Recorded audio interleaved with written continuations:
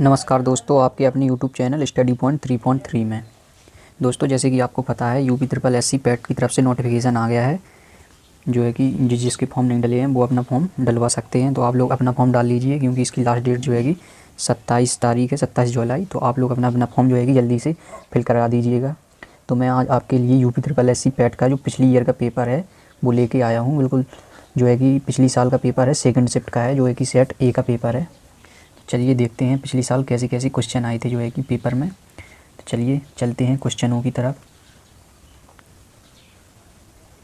देखिए, जैसे कि क्वेश्चन है, पहला क्वेश्चन है, सेट ए में है ये सब क्वेश्चन। तो पहला क्वेश्चन था, निम्नलिखित किस क्रम में भारत आए। तो इसमें पूछा है कि ये जो लोग हैं वो किस क्रम में भारत आए। तो आपको पता होगा ये लोग चीनी यात्री हैं, जो है कि सबसे पहले आपका जो है कि फारियान आया था, उसके बाद हैन सॉन्ग आया था, उसके बाद टॉमस रो आया था। तो इसका राइट आंसर क्या हो जाएगा? 2 3 1, 2 3 1 हो जाएगा। इसका ऑप्शन सी इसका राइट आंसर हो जाएगा। चलिए नेक्स्ट प्रश्न की तरफ चलते हैं। तो नेक्स्ट प्रश्न है हमारा, सिराजुद्दौला किस युद्ध में अंग्रेज़ों से पराजित हुआ। तो जानते हैं हम लोग सिराजुद्दौला जो है कि हमारा प्लासी के युद्ध में पराजित हुआ था। ठीक है, इसका राइट आंसर बी हो जाएगा। चलिए नेक्स्ट प्रश्न की तरफ चलते हैं। नेक्स्ट प्रश्न है, इनमें से कौन हड़प नीति का कट्टर समर्थक था। तो हड़प नीति का कट्टर समर्थक डलहौजी था, और इसका ऑप्शन नंबर हो जाएगा बी आंसर इसका। चलिए नेक्स्ट प्रश्न की तरफ चलते हैं।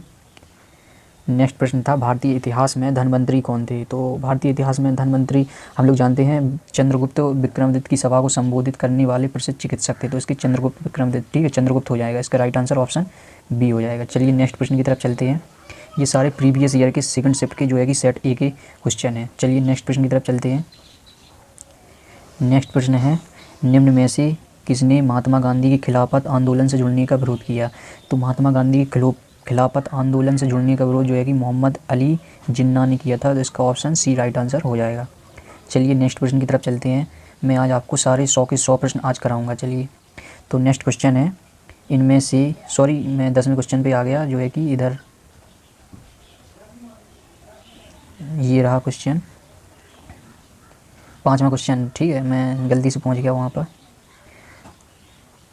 चलिए इतना छोटा कर लेता हूँ, तब सही रहेगा। ठीक है, तो 5वां क्वेश्चन था, मौर्यकालीन भारत के विवरण वाली इंडिका के लेखक हैं। इंडिका के लेखक हम जानते हैं कि मेगास्थनीज हैं। ठीक है, चलिए नेक्स्ट प्रश्न की तरफ चलते हैं। नेक्स्ट प्रश्न है, साइमन कमीशन किस वर्ष भारत में प्रथम बार आया। देखिए, साइमन कमीशन का जो है कि गठन हुआ था, वो साइमन कमीशन का गठन 1927 ईस्वी में हुआ था, और जो भारत आया था साइमन कमीशन वो 1928 में आया था। गठन 1927 में हुआ था, और 1928 में जो है कि हमारा भारत आया था साइमन कमीशन।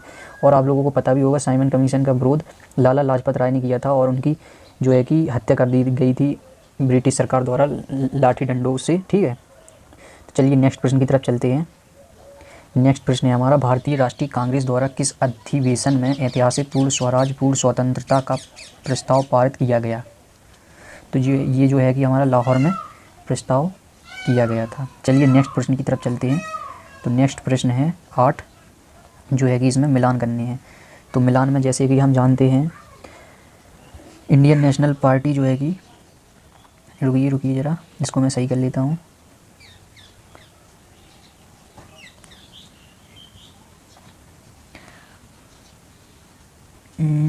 हाँ, अब ये सही हो गया है। तो इसमें हमारा हो जाएगा इंडियन नेशनल पार्टी जो है कि, इंडियन नेशनल पार्टी जो है कि हमारी सुभाष चंद्र बोस, ये इसका ये हो जाएगा। ठीक है, इसका ये हो जाएगा।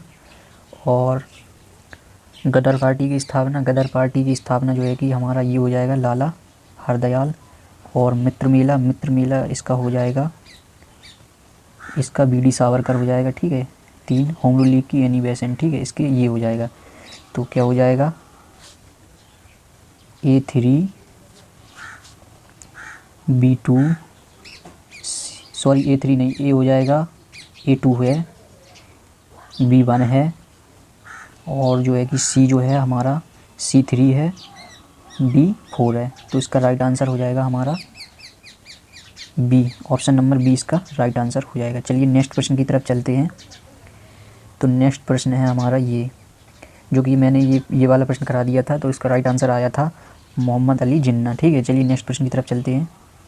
तो नेक्स्ट प्रश्न है हमारा, नेक्स्ट प्रश्न है 10 इनमें से कौन सा क्रांतिकारी संगठन ककोरी षड्यंत्र केस में शामिल था? तो इसका राइट आंसर हो जाएगा हिंदुस्तान रिपब्लिकेशन एसोसिएशन। इसका ऑप्शन डी इसका राइट आंसर हो जाएगा।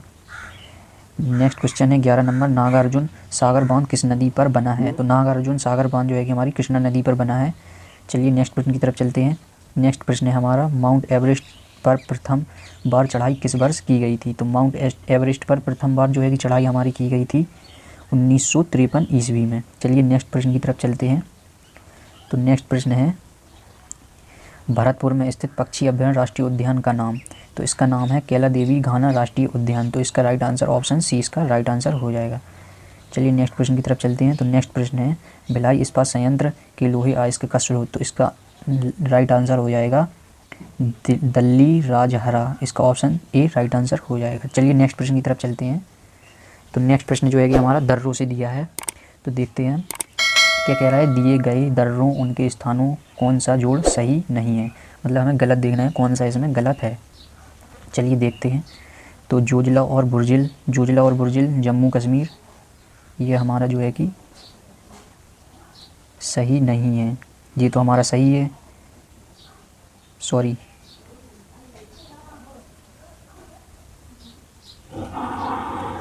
तो दोस्तों इसमें देखते हैं हम, जैसे कि जोजिला और बुर्जिल जो है कि हमारा ये जम्मू कश्मीर में नहीं है, और ये बारा लापचाला और सिपकिला उत्तर प्रदेश, सॉरी ये भी नहीं है इसमें उत्तर प्रदेश में, और ये हो जाएगा थाला ला नीति पास और लिपुलेख, ये हिमाचल प्रदेश में दिखा रहा है, ये हिमाचल प्रदेश में अभी नहीं है, और नाथुला और जेलेपला ये सिक्किम में है। ठीक है, तो इसका जो है कि 4 सही है, बाकी 3 गलत हैं, ऊपर के 3 गलत हैं। तो इसका राइट आंसर हो जाएगा 1, 2 और 3, ऑप्शन डी इसका राइट आंसर हो जाएगा।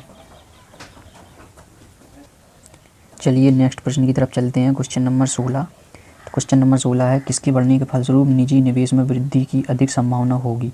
तो ये हमारा इसका राइट आंसर ऑप्शन सी हो जाएगा। ठीक है, इसका ऑप्शन सी हो जाएगा, नई पूंजी और अनुमानित प्राप्ति। चलिए नेक्स्ट प्रश्न की तरफ चलते हैं। नेक्स्ट प्रश्न है 17, भारत की राष्ट्रीय आय का आकलन करने वाली संस्था?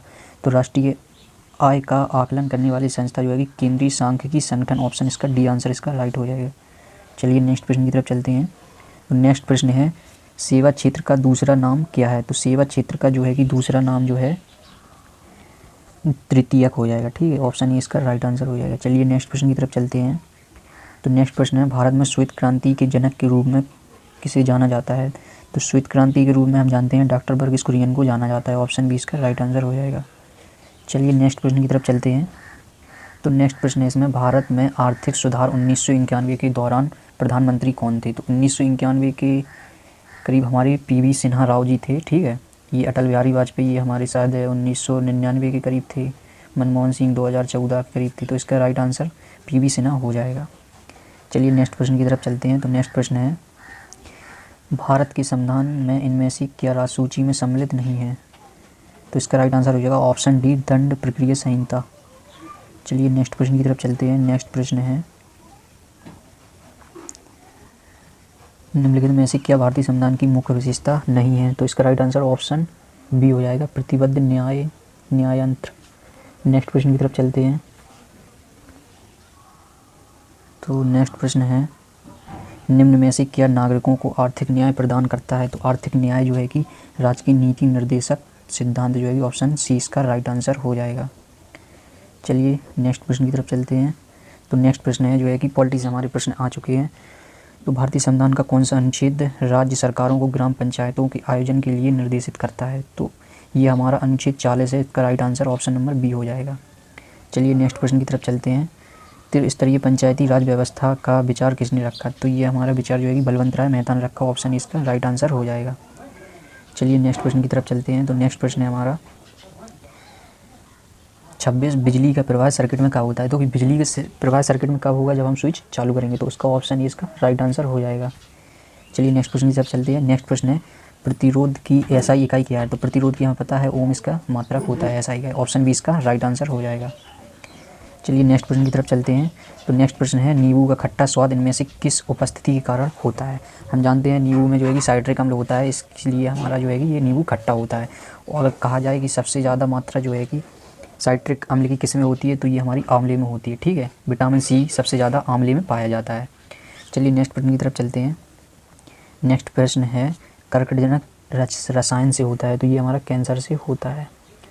चलिए नेक्स्ट प्रश्न की तरफ चलते हैं। नेक्स्ट प्रश्न है त्वचा की ऊपरी सतह क्या कहलाती है? त्वचा की ऊपरी सतह अधिचर्म, ऑप्शन बी इसका राइट आंसर हो जाएगा। चलिए नेक्स्ट प्रश्न की तरफ चलते हैं। तो नेक्स्ट प्रश्न जो है कि हमारे अब मैथ से क्वेश्चन आ गए हैं, तो आप चलिए मैथ से इनको हल करके बताते हैं हम आपको। देखिए जैसे कि लिखा है अंडर रूट में 1 + 27/169 बराबर 1 + x/13। तो x का मान हमें इसमें x का मान निकालना है। तो x का मान हम इसमें कैसे निकालेंगे? तो सबसे पहले क्या करेंगे, हम इसमें जो है कि इसका लासा लेंगे।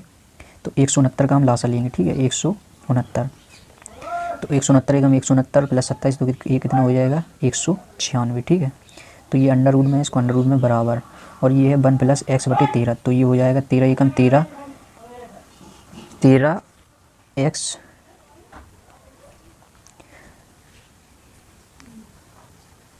ये हो जाएगा 13 एकम 13 + x। तो ये हो जाएगा 13 + x/13, ठीक है। तो ये इतना हो जाएगा। अब ये देखिए इसके ऊपर रूट है तो इसका ये जो है कि हट जाएगा, ठीक है। ये हमारा कैसे हटेगा? देखिए ये 196 जो है कि हमारा 14 का वर्ग हो जाएगा, ठीक है। 14 का वर्ग ये हो जाएगा और 13 का वर्ग ये हो जाएगा। तो ये हमारा अंडर रूट इस पे था और इस पे भी था, इससे ये अंडर रूट हट जाएगा, इससे ये हट जाएगा, और बराबर में ये कितना था 13 + x/13, ठीक है।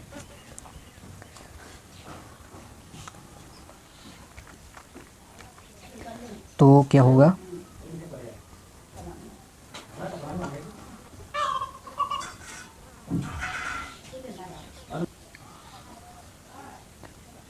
किधर गया क्वेश्चन हमारा? हाँ ये रहा। तो जी हमारा वर्ग से कट जाएगा जो है कि रूट, तो हमारा कितना आ जाएगा? चलिए इसको मैं हटा देता हूँ। कितना आ गया था हमारा? ऊपर आ गया था हमारा 14 और नीचे आ गया था 13, और इधर आ गया था 13 + x/13। तो ये हमारा 13 से 13 कट जाएगा, और ये 14 - 13 बराबर x। तो ये हमारा 14 में से 13 जाएगा तो 1 बराबर x। x की वैल्यू हमारी आ जाएगी 1। तो इसका राइट आंसर हो जाएगा ऑप्शन ए, राइट आंसर हो जाएगा। चलिए नेक्स्ट प्रश्न की तरफ चलते हैं। तो नेक्स्ट प्रश्न था हमारा ये 32 नंबर का है। तो इसमें क्या है 37 सही 1/2 में कुल कितने 1/8 है। तो इन प्रश्नों की एक ट्रिक है, बहुत ही ईजी इनको करने का तरीका होता है। तो सबसे पहले हम क्या करेंगे, इसको जो है कि 37 सही 1/2 को हम इसको हल करेंगे। तो 37 सही 1/2 को हल करेंगे, 37 सही 1/2 कितना लिखेंगे हम? तो 37 दूनी हमारा कितना होता है 74 होता है। 37 दूनी 74 और 1 75। तो ये हमारा कितना हो जाएगा 75/2। अब इनको हल करने का तरीका क्या होता है, ये 1/8 है तो इसको हम क्या करेंगे उल्टा इसमें गुणा कर देंगे, ठीक है। 8/1 से इसमें गुणा कर देंगे, ठीक है। तो ये कितना हो जाएगा 2 चौके 8, ठीक है। 4/4 का इसमें गुणा करेंगे 75 में, तो कितना हो जाएगा हमारा 4 × 7 = 28, 4 × 5 = 20, 280 वो हो गया और 20 ये हो गया, लगभग 300 हमारा हो रहा है। तो 300 हमारा राइट आंसर हो जाएगा, ऑप्शन ए हमारा राइट आंसर हो जाएगा। चलिए नेक्स्ट प्रश्न की तरफ चलते हैं। तो नेक्स्ट प्रश्न है हमारा 33 नंबर। जैसे कि लिखा है अंडर रूट में 336.1 102.4 लिखा है। तो इसको हमें हल करना है। तो पहले हम क्या लिखेंगे, इसको लिखेंगे ऐसे अंडर रूट में 36.1 बटा 102.4। तो देखिए दशमलव के बाद, सॉरी एक ही अंक है दशमलव के बाद, तो इनका दशमलव से दशमलव कट जाएगा। तो ये हमारी संख्या आएगी 361/1024 हमारी संख्या हो गई। तो देखिए हम जानते हैं कि जैसे कि हमारा ये 19 का वर्ग है और ये 32 का वर्ग है, वर्ग से हमारा ये रूट कट जाएगा। तो हमारा राइट आंसर क्या हो जाएगा 19/32 हमारा राइट आंसर हो जाएगा, जो कि ऑप्शन नंबर सी हमारा मैच कर रहा है। तो इसका ऑप्शन सी राइट आंसर हो जाएगा। जैसे कि एक प्रश्न ये है, एक शहर की जनसंख्या में 4% की वृद्धि होती है, परंतु स्थानांतरण के कारण 1/2% वृद्धि तक घट भी जाती है। 3 वर्षों में वृद्धि का प्रतिशत क्या होगा? तो इस क्वेश्चन का सरल करने का एक सरल तरीका यही है कि पहले हम क्या करेंगे, जो है कि ये 4% है और ये हमारा आधा प्रतिशत मतलब 0.5% है। 1/2 को हम इतना ही तो लिख सकते हैं, 0.5% लिख सकते हैं। 2 को इसमें हम अगर भाग देंगे तो हमारा क्या कह रहा है कि 4% की वार्षिक वृद्धि होती है, परंतु स्थानांतरण के कारण 0.5 मतलब 1/2% वार्षिक घट जाती है। तो वार्षिक 4 बढ़ रही है और 0.5 घट रही है। तो हम क्या करेंगे 4 में से 0.5 को घटा देंगे, तो कितना बचेगा हमारा 4% माइनस 0.5, तो बचेगा हमारा 3.5%, ठीक है। तो इतना बचेगा हमारा। तो इससे हम क्या करेंगे, मान लो कोई अपने आप में 100% जनसंख्या है, ठीक है। तो इसका हम बढ़ा कितने रहे हैं 103.5 बढ़ रही है, मतलब 100 से 3.5 बढ़ रही है, तो 103.5 बढ़ रही है बटा 100, ठीक है। तो ऐसे ही हम 3 बार करेंगे, मतलब 3 वर्षों में कहा है तो 103.5 3.5 बटा 100। गुणा 103.5/100, ठीक है। तो इसको हम हल करेंगे तो हमारा जो है कि राइट आंसर निकल के आएगा ऑप्शन डी हमारा जो है कि राइट आंसर हो जाएगा 10.8। चलिए नेक्स्ट प्रश्न की तरफ चलते हैं। तो नेक्स्ट प्रश्न जो है कि हमारा औसत से दिया था। जैसे कि औसत से दिया था कि 13 परिणामों का औसत 68 है, पहले 7 का औसत 63 और आखिरी 7 का औसत 70 है। तो 7वें का परिणाम है, तो 7वें का औसत मतलब 7वें का परिणाम पूछ रहा है। तो दोस्तों देखते हैं, जैसे कि हम 13 परिणामों का औसत 68 है, तो क्या करेंगे हम इसमें 68 गुणा 13 करेंगे तो ये हमारा कितना हो जाएगा 13 अट्ठे 104 की 4 आ जाएगी, हासिल 10 3 78 88 884 हमारा जो है कि टोटल आ गया 13 परिणामों का औसत। अब क्या कहा है पहले 7 का औसत 63, तो पहले 7 का 63 तो 63 गुणा 7, तो इसमें मल्टीप्लाई करेंगे कितना आएगा 23 23 की 1 7 42 42 और 2 44 441 ये हो गया। कहा है आखिरी 7 का 70 है, तो आखिरी 7 का 70 है तो 70 गुणा 7 70 490 हमारा ये हो गया। अब इनको हम मल्टीप्लाई कर लेंगे, तो इनको मल्टीप्लाई करेंगे तो कितना होगा हमारा 1 9 4 13 की 3 4 4 8 9 931 हो जाएगा हमारा। देखिए टोटल औसत जो है कि 14 का हमारा 900 7 का ये 14 का आ रहा है और ये हमारा जो है कि 13 का है। तो हम क्या करेंगे 931 में से 884 घटा देंगे तो हमारी जो है कि 7वें का जो है कि परिणाम पता चलेगा, मतलब कितनी थी 7वीं संख्या। तो इसको इसमें से हम घटाएंगे 931 में से, तो इसको हम घटाएंगे तो कितना आएगा हमारा 11 में से 4 जाएगा तो कितना आएगा 7 आएगा, और 13 में से 9 जाएगा तो हमारा 4 आएगा। तो हमारा 47 जो है कि इसका आंसर हो जाएगा, 7वां परिणाम हमारा 47 होगा। तो इसका राइट आंसर जो है कि 47 हो रहा है, राइट आंसर 47। चलिए नेक्स्ट प्रश्न की तरफ चलते हैं। तो दोस्तों यहाँ पे अब हिंदी जो है कि आ चुकी है, तो हिंदी में जो है कि 36 नंबर से शुरू हो रही है, क्वेश्चन नंबर 36 से हिंदी शुरू हो रही है। तो इसमें पहला क्वेश्चन है मतलब 36 नंबर हिंदी का, निम्न में से तीक्ष्ण का विलोम शब्द है। तो तीक्ष्ण का विलोम शब्द हम लोग जानते हैं कुंठित होता है, तीक्ष्ण मतलब कुंठित, अंदर अंदर कुंठित हो रहा है वो। तो नेक्स्ट प्रश्न है गजवदन का पर्यायवाची क्या होगा। तो गजवदन का पर्यायवाची हम लोग जानते हैं गणपति का होता है, मतलब गणेश जी का होता है गजवदन। चलिए नेक्स्ट प्रश्न की तरफ चलते हैं। कांटों से भरा हुआ बाग के लिए नीचे दिए बिल्कुल में से एक शब्द कांटों से भरा हुआ, तो हमारा ये राइट आंसर डी हो जाए, कंटक कीड़ा बोलते हैं इसको, कांटों से भरा हुआ। नेक्स्ट प्रश्न है दूध का दूध और पानी का पानी करना मुहावरे का अर्थ है। तो दूध का दूध पानी का पानी मुहावरे का अर्थ हो जाएगा उचित निर्णय करना, ऑप्शन डी इसका राइट आंसर हो जाएगा। अब जैसे कि इसमें शुद्ध वर्तनी पूछ रहा है, शुद्ध वर्तनी का चयन कीजिए। तो शुद्ध वर्तनी हमारी देखिए इनमें से बहिष्कार में हमारी शुद्ध वर्तनी ऑप्शन सी हो जाएगी, ठीक है, बहिष्कार, ऑप्शन नंबर सी इसका राइट आंसर हो जाएगा। चलिए नेक्स्ट प्रश्न की तरफ चलते हैं। देखिए इसमें अब इंग्लिश में जो है कि प्रश्न दिए हैं, तो पहले आप इसको जो है कि ग्राफ को पढ़ लीजिएगा पहले, उसके बाद हम प्रश्नों को हल करेंगे। तो ग्राफ दिया है इसमें, इसको हम पढ़ते हैं। आई climbed into bed and rolled my self in my blanks first extinguishing the light that burned steadily near the door. I lay still trying to get to sleep, but my fear made that impossible, and I sat up in bed spelling into the darkness and occasionally glancing at the lonely window in the side of the ship, which seemed like a plate suspended in the darkness for hours. I must have sat like this, and then I was suddenly roused by a draught of cold air. I jumped out of bed, not having allowed for the motion of the ship. I was instantly thrown violently across the room. तो चलिए इन क्वेश्चनों को मैंने graph को पढ़ लिया, मैं इसको जो है कि आपको आंसर दूंगा। तो देखिए जैसे कि मैंने इसको पढ़ा था, the outer set peering into the darkness weak house, ठीक है। तो इसका राइट आंसर जो है कि हमारा ये दिया था, ही वाज अफहेड, ठीक है, मैंने इसको ऊपर पढ़ा भी था, ही वाज अफहेड, इसका राइट आंसर ऑप्शन डी हो जाएगा। नेक्स्ट है the outer jumped out the bed weak house, तो इसका राइट आंसर हो जाएगा a cold breeze blow past his face, तो इसका सी इसका राइट आंसर हो जाएगा। नेक्स्ट है which one the following did the outer do first, तो इसका राइट आंसर है क्लाइम इनटू द बेड, क्योंकि वो बेड पे चढ़ा था, ठीक है, तो इसका राइट आंसर ऑप्शन बी हो जाएगा। अब इसमें जो है कि पैराइड का जो है कि सिनोनिम्स पूछा है, तो सिनोनिम्स पैराइड का डायनेस्टी हो जाएगा। नेक्स्ट प्रश्न की तरफ चलते हैं। तो नेक्स्ट प्रश्न है हमारा एंटोनिम्स पूछा है, कीन का एंटोनिम्स जो है कि डल हो जाएगा, ऑप्शन इसका डी राइट आंसर हो जाएगा। चलिए नेक्स्ट प्रश्न की तरफ चलते हैं। तो नेक्स्ट प्रश्न जो है कि हमारे रीजनिंग के हैं। तो रीजनिंग में जैसे कि इसका संबंध इससे है, कुत्ते का संबंध रेबीज से है, तो मच्छर का संबंध किससे होगा, मच्छर का संबंध जो है कि मलेरिया से हो जाएगा, इसका राइट आंसर सी हो जाएगा। चलिए नेक्स्ट प्रश्न की तरफ चलते हैं। तो नेक्स्ट प्रश्न उस शब्द का चयन कीजिए जो समूह के बाकी शब्दों से मेल नहीं खाता। तो नन, सूरवीर, मुनि, पादरी, देखिए ये नन, धर्मसंगनी, मुनि, पादरी जी जो है कि एक जैसे शब्द लग रहे हैं और शूरवीर जो है कि अलग है। तो इसका ऑप्शन सी इसका राइट आंसर हो जाएगा। ठीक है, शूरवीर इसका राइट आंसर हो जाएगा। चलिए नेक्स्ट क्वेश्चन की तरफ चलते हैं।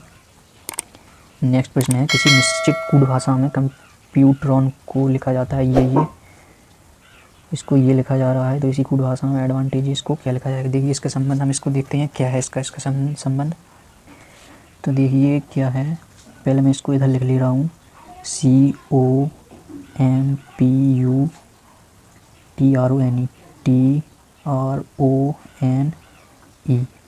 अब नीचे ये है PMOCTUENOR।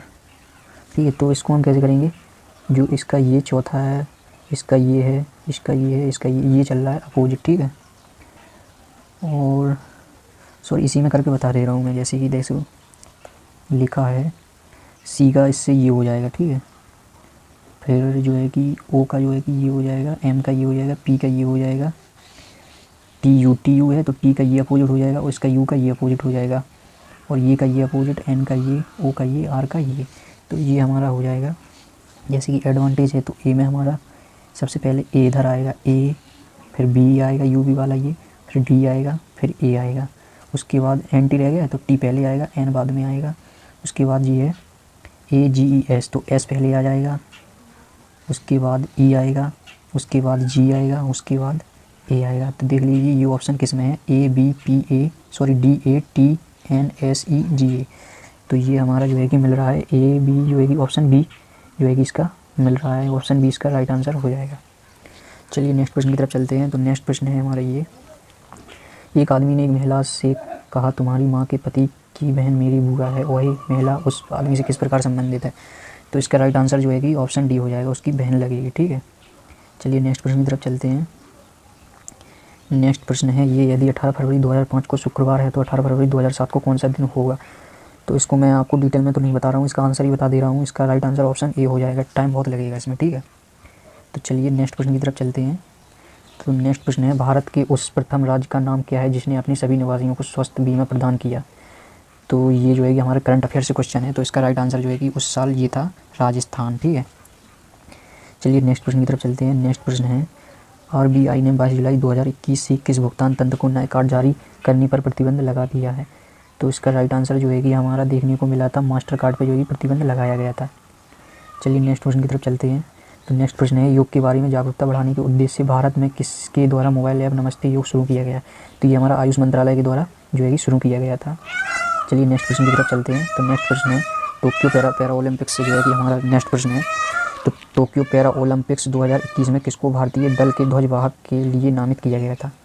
तो ध्वजवाहक के लिए जो है कि हमारा मरियप्पन थंगावेलु को किया गया था नामित। ठीक है, नेक्स्ट प्रश्न की तरफ चलते हैं। तो नेक्स्ट प्रश्न है, 2021-22 के दूसरे क्वार्टर जुलाई से सितंबर के लिए सुकन्या समृद्धि खाते की ब्याज दर क्या थी। तो इसकी जो है कि ब्याज दर, अनुमानित ब्याज दर 7.6 बताई गई थी। ठीक है, चलिए नेक्स्ट प्रश्न की तरफ चलते हैं। तो नेक्स्ट प्रश्न है, भारतीय सेना ने कश्मीर में अपना एक फायरिंग रेंज का नाम बॉलीवुड अभिनेत्री डैश के नाम पर रखा है। तो किसके नाम पर रखा है जो है कि, तो इसका राइट आंसर हो जाएगा विद्या बालन के नाम पे रखा है, ऑप्शन डी इसका राइट आंसर हो जाएगा। नेक्स्ट है, वर्ष 2021 के लिए किस देश का पासपोर्ट विश्व में सबसे शक्तिशाली पासपोर्ट की श्रेणी में सबसे ऊपर है। तो ये जो है कि जापान का है, ऑप्शन इसका डी इसका राइट आंसर हो जाएगा। चलिए नेक्स्ट प्रश्न की तरफ चलते हैं। तमिलनाडु विधानसभा 2021 का चुनाव किस राजनीतिक दल ने जीता। तो 2021 में जो है कि DMK वहाँ की एक पार्टी है उसने जीता था। चलिए नेक्स्ट प्रश्न की तरफ चलते हैं। वैश्विक सूचकांक 2021 में कौन सा देश शीर्ष पर है। तो वैश्विक सूचकांक 2021 में जो है कि हमारा आइसलैंड शीर्ष पर था, अब नहीं है, 2022 में और कोई होगा। चलिए नेक्स्ट प्रश्न की तरफ चलते हैं। तो नेक्स्ट प्रश्न है, कौन सी राज्य सरकार ने मुख्यमंत्री दलित सशक्तिकरण योजना को लागू किया। तो ये हमारा आंध्र प्रदेश इसका राइट आंसर हो जाएगा, ऑप्शन नंबर बी। चलिए नेक्स्ट प्रश्न की तरफ चलते हैं। तो नेक्स्ट प्रश्न है, निम्न में से किस देश को थंडर ड्रैगन की भूमि के नाम से जाना जाता है। तो ये भूटान को जाना जाता है, ऑप्शन बी इसका राइट आंसर हो जाएगा। नेक्स्ट प्रश्न है, रियाद किस देश की राजधानी है। तो रियाद हमारी जो है कि सऊदी अरब की राजधानी है। ठीक है, चलिए नेक्स्ट प्रश्न की तरफ चलते हैं। तो नेक्स्ट प्रश्न जो है कि हमारा है, क्षेत्रफल की दृष्टि से भारत का निम्न में से कौन सा राज्य सबसे छोटा है। तो क्षेत्रफल की दृष्टि से हम लोग जानते हैं गोवा जो है कि हमारा सबसे छोटा है। अगर जनसंख्या की दृष्टि से पूछता है तो हमारा जो है कि सिक्किम इसका राइट आंसर हो जाएगा। तो इस क्वेश्चन का जो है कि राइट आंसर हमारा गोवा है। ठीक है, चलिए नेक्स्ट प्रश्न की तरफ चलते हैं। राज्यसभा के चुने हुए सदस्यों का कार्यकाल कितनी वर्ष का होता है? तो राज्यसभा के चुने हुए सदस्यों का कार्यकाल हम जानते हैं 6 वर्ष का होता है। तो इसका राइट आंसर ऑप्शन सी इसका राइट आंसर हो जाएगा। नेक्स्ट प्रश्न है, विश्व में संयुक्त राष्ट्र दिवस कब मनाया जाता है? संयुक्त राष्ट्र दिवस हम लोग जानते हैं 24 अक्टूबर को जो है कि मनाते हैं। नेक्स्ट प्रश्न है, अंतर्राष्ट्रीय न्यायालय कहाँ स्थित है? तो अंतर्राष्ट्रीय न्यायालय हमें पता है द हेग में स्थित है। ऑप्शन बी इसका राइट आंसर हो जाएगा। चलिए नेक्स्ट प्रश्न की तरफ चलते हैं। तो नेक्स्ट प्रश्न है, विश्व प्रसिद्ध खजुराहो मूर्तिकला स्थित है? तो खजुराहें जो है हमारी मध्य प्रदेश में मूर्तिकला स्थित हैं। ठीक है, खजुराहो नाम से जो है कि मंदिर प्रसिद्ध है। ये मूर्तिकलाएँ कई प्रकार के हम लोग जानते हैं कैसी कैसी मूर्ति हैं वहाँ पे। चलिए नेक्स्ट प्रश्न की तरफ चलते हैं। तो नेक्स्ट प्रश्न है, प्रसिद्ध नवकालेश्वर उत्सव इनमें से किस राज्य से संबद्ध है? तो इसका हमारा राइट आंसर हो जाएगा प्रसिद्ध नवकालेश्वर हमारा उड़ीसा से है। डी इसका राइट आंसर हो जाएगा। निम्न में से कौन सी एक हरित ग्रह गैस नहीं है? हरित ग्रह गैस जो है कि नाइट्रोजन हमारी नहीं है। चलिए नेक्स्ट प्रश्न की तरफ चलते हैं। तो नेक्स्ट प्रश्न है हमारा, अर्जुन पुरस्कार किस लिए दिए जाते हैं? तो अर्जुन पुरस्कार खेल के क्षेत्र में उत्कृष्ट प्रदर्शन के लिए दिए जाते हैं। ऑप्शन सी इसका राइट आंसर हो जाएगा। तो चलिए अब जो है कि हमारे जीएस के प्रश्न निपट गए हैं। अब हिंदी गद्यांश के रह गए हैं और ग्राफ के रह गए हैं। तो चलिए सबसे पहले हम क्या करेंगे, गद्यांश को पढ़ेंगे, उसके द्वारा हम सभी क्वेश्चनों के उत्तर देंगे। तो गद्यांश जैसे कि लिखा है, स्वतंत्रता संग्राम मनुष्यों में उत्तम और सही स्पृहणीय विशेषताएं पैदा करता है और भारतीय स्वतंत्र संग्राम भी इसका अपवाद नहीं है। महात्मा गांधी के नेतृत्व में यह युद्ध बिना किसी ईर्ष्या द्वेष तथा खून खराबे की लड़ा गया था। गांधी जी इस सत्याग्रह कहते थे कि इसके पीछे उनकी शिक्षा धार्मिक आस्था ठीक है, तथा अन्य उपलब्धियों का उतना हाथ नहीं था जितना उनके सदाचार और व्यवहार का। इस स्वतंत्र आंदोलन को स्मरण रखने का मुख्य कारण यह है कि यह राजतांत्रिक था, अर्थात इनमें देश के हर वर्ग हर जाति लोग सम्मिलित थे, चाहे वे धनी हो या चाहे वे गरीब, नर हो या नारी अथवा विभिन्न संप्रदायों। इसके साथ ही यह एक धर्मनिरपेक्ष और स्वतंत्र कर्मियों को संघर्षशील राष्ट्रीय आंदोलन स्वतंत्र भारत के कहाँ पे थे हम?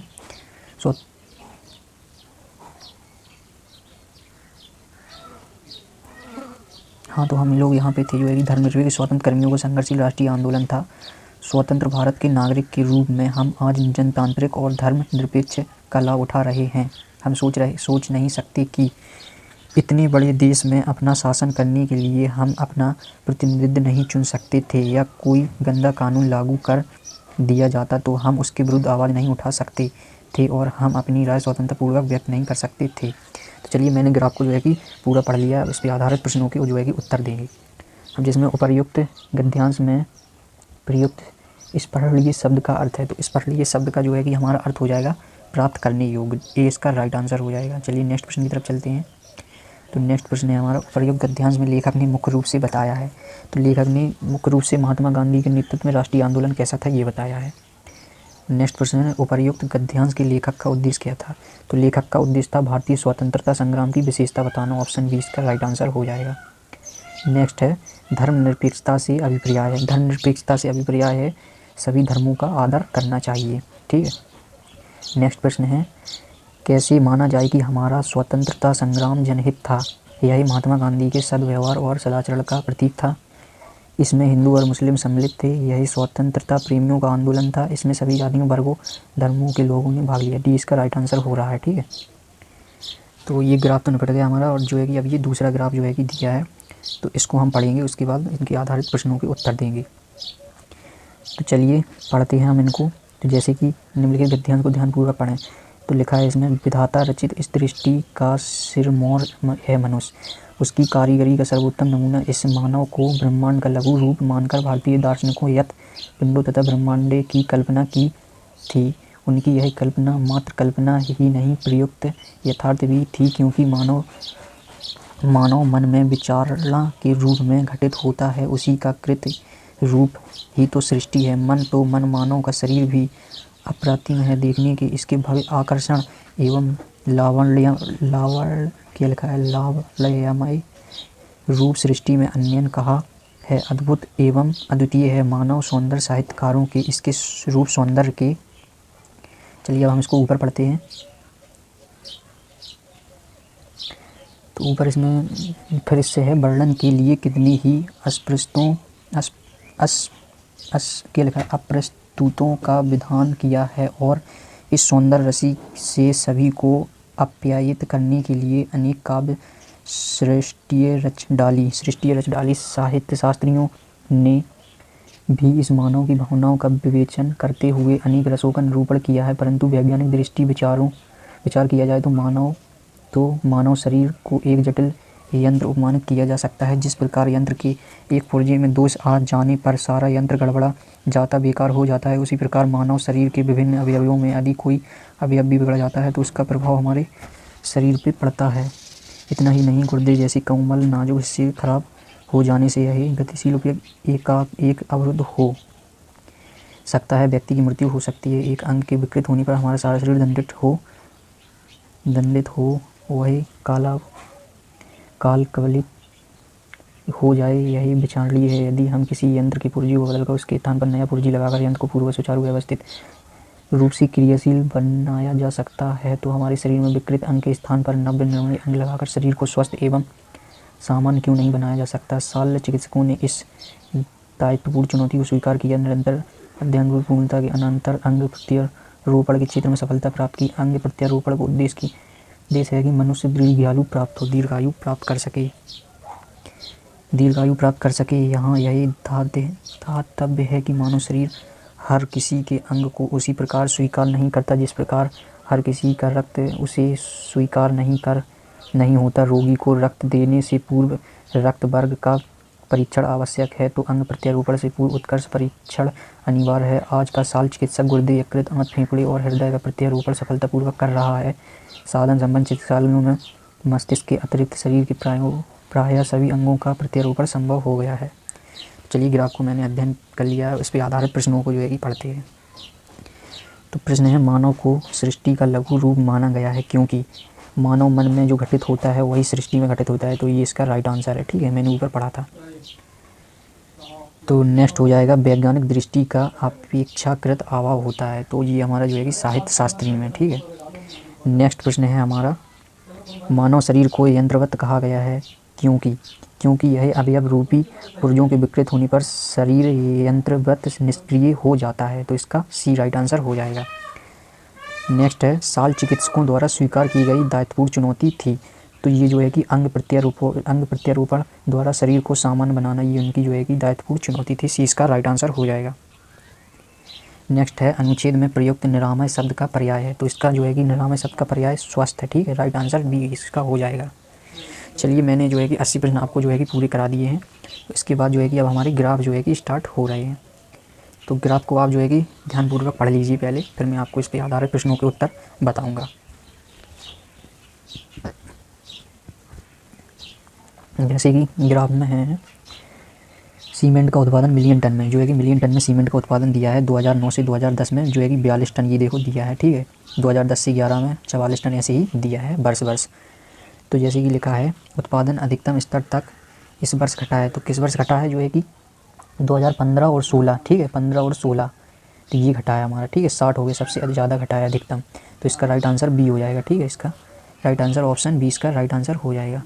चलिए, नेक्स्ट प्रश्न की तरफ चलते हैं। तो नेक्स्ट प्रश्न है, उत्पादन में पिछले वर्ष की तुलना में वर्ष के दौरान अधिकतम वृद्धि हुई है। पिछले वर्ष की तुलना में किस वर्ष अधिकतम वृद्धि हुई है, चलिए देखते हैं ग्राफ में। तो ये जो है कि हमें देखने को मिल रहा है 2013 से 14 में अधिकतम वृद्धि हुई है। देखिए, 55 से सीधा 90 हो गया, सबसे ज़्यादा वृद्धि इसी में हुई है। तो इसका राइट आंसर ऑप्शन ए हो जाएगा 2013 से 14 में। नेक्स्ट प्रश्न है, प्रथम 3 वर्ष दौरान उत्पादन औसत था। तो औसत आप लोग निकालना जानते हैं। प्रथम 3 वर्ष इसका और इसका जो है कि हम जोड़ लेंगे और 3 से जो है कि भाग कर देंगे तो हमारा औसत निकल आएगा। तो इसका राइट आंसर जो है कि हमारा हो जाएगा 48 मिली टन। इसका राइट आंसर हो जाएगा ऑप्शन सी।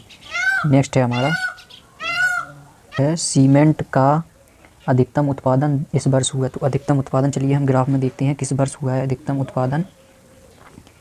अधिकतम उत्पादन देखिए हमारा हुआ है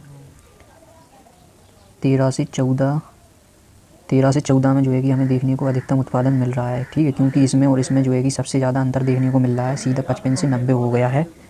तो अधिकतम उत्पादन जो है कि 13-14 में जो है कि हुआ है। ठीक है, तो इसका राइट आंसर, सॉरी 13 से 14 में नहीं, 13 से 14 में नहीं होगा। इसका राइट आंसर जो है कि 14 से 15 अधिकतम उत्पादन इसका जो है कि 14-15 में सबसे ज़्यादा है 98, ठीक है, 98 है इसका सबसे ज़्यादा उत्पादन। तो राइट आंसर इसका हो जाएगा 14 से 15 में। तो राइट आंसर बी हो जाएगा इसका 14 से 15 में। अब दिया है वर्ष 2011-12 के दौरान उत्पादन वृद्धि प्रतिशत पिछले वर्ष की तुलना में था। पिछले वर्ष की तुलना में 2011-12 के दौरान। चलिए प्रश्न की तरफ चलते हैं। 2000 कितना है 11 और 12, 2011 और 12 की कितना जो है कि वृद्धि हुआ है 44 से 98 हुआ है। तो कितनी की वृद्धि हुई है 14 की जो है कि वृद्धि हुई है हमारी, ठीक है, 14 की हुई है। 44 पे गुणा 100 कर देंगे तो इसका जो है कि हमारा राइट आंसर जो है कि निकल के आएगा। तो इसको हम काटेंगे, ये 7 हो जाएगा, ये हमारा 22 हो जाएगा, ये हो जाएगा 700/22, ठीक है, 700/22 हो जाएगा। तो दोस्तों जैसे कि मैंने आपको बताया था जो है कि ग्राफ समझ लीजिए, क्वेश्चन तो जो है कि आसानी से आ जाते हैं। जैसे कि ये ग्राफ है तो इसमें लिखा है करोड़ों में जो है कि इसका जो है कि आयात दिया है एक्स का। तो जैसे कि 2013-14 में 700 करोड़ है, 2014-15 में 900 करोड़ है। अब देखिए पूरा समझ लिया मैंने ग्राफ। अब इसको हल करने में क्या टाइम लगेगा, कुछ भी नहीं। तो इस पर ज़्यादा प्रश्नों को पढ़ेंगे हम। जैसे कि लिखा है वर्ष 2014-15 से 2015-16 के दौरान एक्स आयात में वृद्धि हुई है। तो ये हमारा राइट आंसर ऑप्शन बी हो जाएगा 33.3%। चलिए नेक्स्ट प्रश्न की तरफ चलते हैं। नेक्स्ट प्रश्न है जैसे कि सभी वर्षों के लिए वर्ष दर वर्ष एक्स की आयात की वृद्धि औसतन लगभग 260 है, ठीक है। आप लोग जो है कि आसानी से इसको पढ़ सकते हैं और लगा सकते हैं। जो कि ग्राफ को मैंने आपको समझा दिया है कि क्या है ग्राफ में। अब जैसे कि दिया है विगत कितनी वर्षों तक एक्स का आयात एक्स के औसत आयात से अधिक था। तो इसका राइट आंसर ऑप्शन 2 सी हो जाएगा, 2, ठीक है, ऑप्शन नंबर सी हो जाएगा 2। अब जैसे कि लिखा है एक्स के औसत आयात से अधिक आयात और एक्स के औसत आयात से कम आयात के वर्षों का अंतर है। तो इसका राइट आंसर 2 हो जाएगा, ऑप्शन बी।